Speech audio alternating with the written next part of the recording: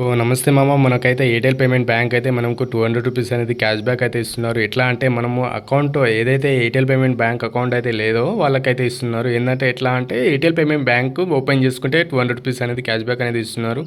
So బయోలో ఉన్న link ద్వారానే మీరు క్లిక్ చేసి ఓపెన్ చేస్తే మీకు రూ. 200 అనేది క్యాష్ బ్యాక్ అనేది ఇస్తున్నారు. సో ఎట్లా ఓపెన్ చేయాలో చూపిస్తాను చూడండి.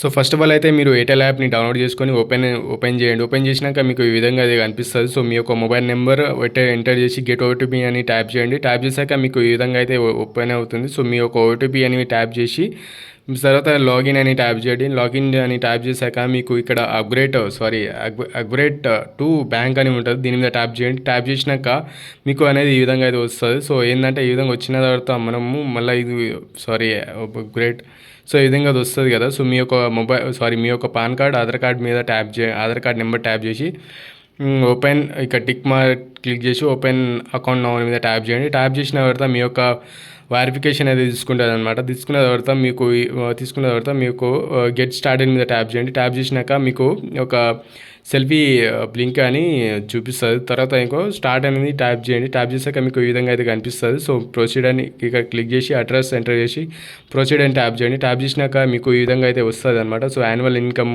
అండ్ అంటే స్టేటస్ ఇవన్నీ ఎంటర్ చేసిన తర్వాత మీ యొక్క ఈమెయిల్ ఎంటర్ చేసిన తర్వాత ప్రొసీడర్ని ట్యాప్ చేయండి. ట్యాప్ చేసినాక మీకు full name, date of birth, relationship అన్నీ అడుగుతుంది. సో అడ్రస్ తర్వాత మళ్ళీ ప్రొసీడర్ అని ట్యాప్ చేయండి. ట్యాప్ చేసినాక మీకు ఇక్కడ పేమెంట్ అనేది యాడ్ చేయాలన్నమాట. యాడ్ చేస్తేనే మనకైతే క్యాష్ బ్యాక్ అయితే ఇస్తారు. సో రూ. 500 యాడ్ చేసి 500 అయినా రూ. 100 అయినా యాడ్ చేయొచ్చు.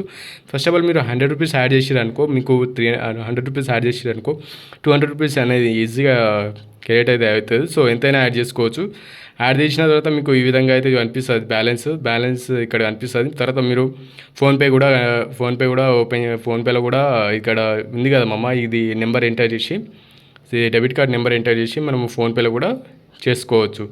తర్వాత మనకైతే డెబిట్ కార్డ్ అనేది మనకు ఇంటికి పంపిస్తారనమాట. మనకు ఏదైతే మనం అడ్రస్ పెడతామో ఆ అడ్రస్కి ఈ డెబిట్ కార్డ్ పంపిస్తారు. సో వితిన్ 1 మంత్ ఆర్ 1 వీక్లోనే మనకు వచ్చేస్తుంది.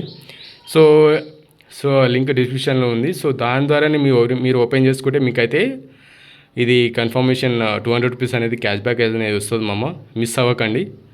Thank you. ఇంకేమైనా డౌట్స్ ఉంటే కామెంట్ చేయండి మామ.